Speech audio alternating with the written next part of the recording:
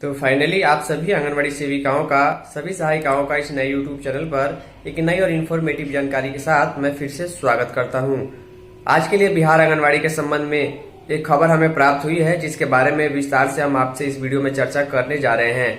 आप सभी को अच्छे तरीके से मालूम है कि आंगनबाड़ी केंद्र पर शौचालय की सुविधा, पेयजल की सुविधा, अच्छा साफ सफाई वाला किचन, खेलने की सुविधा, हाथ धोने की सुविधा वगैरह मौजूद होनी चाहिए। लेकिन जो आंगनबाड़ी केंद्र किराए के मकान में चलते हैं, वहां पर काफी मुश्किल से ये सुविधा देखने को मिलती है। कुछ जगहों पर सुविधा है, कहीं कहीं पर नहीं है।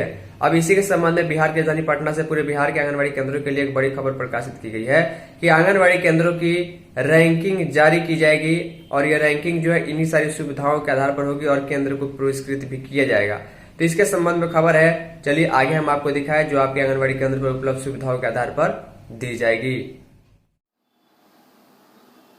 तो ध्यान दीजिएगा, बिहार की राजधानी पटना से पूरे बिहार के सभी आंगनबाड़ी केंद्रों के लिए खबर है कि अब आंगनबाड़ी केंद्रों की जारी होगी स्वच्छता रैंकिंग।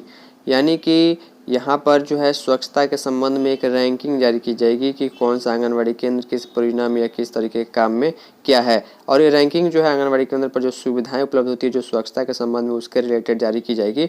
आपको ध्यान होगा कि अभी तक जो रैंकिंग जारी की जाती है कि किस परिणाम में पोषण ट्रैकर ऐप में कितना THR का वितरण हुआ, PMMY कितना फॉर्म भरा गया, सेविकाओं ने पोषण ट्रैकर ऐप में किस तरीके से काम किया, लेकिन यहाँ पर एक अलग स्वच्छता रैंकिंग आपको देखने को मिलने वाली है।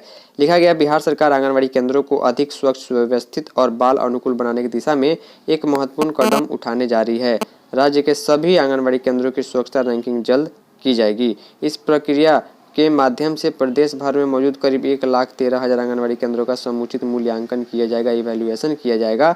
इनकी रैंकिंग के दौरान केंद्र की स्वच्छता कैसी है, सफाई व्यवस्था कैसी है, शौचालय की स्थिति कैसी है, हाथ धोने की सुविधा कैसी है, पेयजल की गुणवत्ता कैसी है, कचरा प्रबंधन और बच्चों के लिए स्वस्थ वातावरण की सुविधा या फिर माहौल है या नहीं है, इन सारी सुविधाओं पर अंक दिए जाएंगे। यानी कि जो भी अंक, जो भी रैंकिंग होगी वो सीधे सीधे बच्चों के लिए जो लाभार्थियों के लिए सुविधाएं हैं उस पर दी जाएगी। रैंकिंग का उद्देश्य यह है कि आंगनबाड़ी केंद्रों में स्वच्छता की स्थिति को बेहतर बनाना, सर्वश्रेष्ठ केंद्रों को पुरस्कृत करना और प्रोत्साहित करना, कम प्रदर्शन वाले केंद्रों में सुधार के लिए विशेष अभियान चलाना है।